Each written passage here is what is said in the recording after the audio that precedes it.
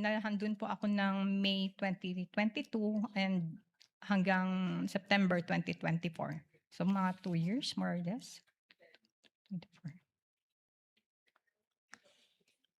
Tinanong ko po yun dahil ang kaibahan niyo po doon sa isang bank manager, kayo yung land bank po ng DepEd ay nandun po mismo sa compound ng DepEd. Is that correct? Yes, sir.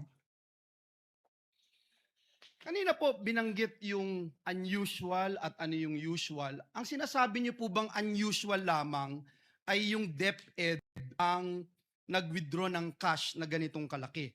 Ngunit sa ibang departamento, nakakapag-withdraw sila ng malalaking salapi, kagaya po nung binanggit nyo kanina. Yes, Your Honor. Ito po kaya ay dahil ang DepEd nitong mga taon na binanggit ay nagkaroon ng confidential funds. Is that a correct statement?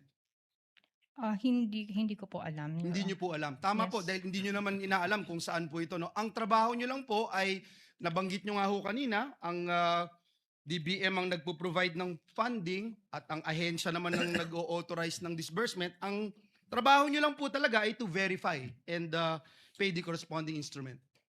Yes, sir. At yun po yung inyong ginawa. Opo.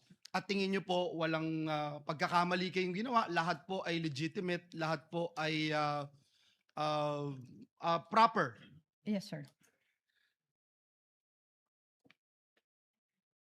Comparing po doon sa previous administration, bago po nagkaroon ng confidential funds, wala pong ganitong kalaki na wini-withdraw ang Department of Education. Is that correct? During my time, wala po. Kaya po nabanggit nyo na unusual. Yes. Dito po sa payee naman no ng this individual officer as payee, masasabi niyo po ba na usual practice for checks of this nature to be made payable to a designated special disbursing officer who would personally receive the cash?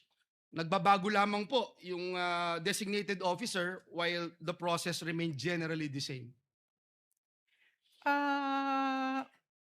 Binabayaran po namin kung sino yung payee po ng cheque.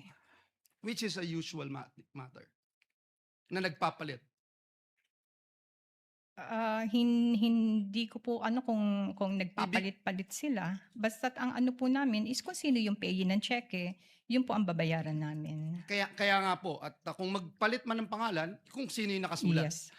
Last question, when there is a change in the Department of Education Administration or in its authorized officers,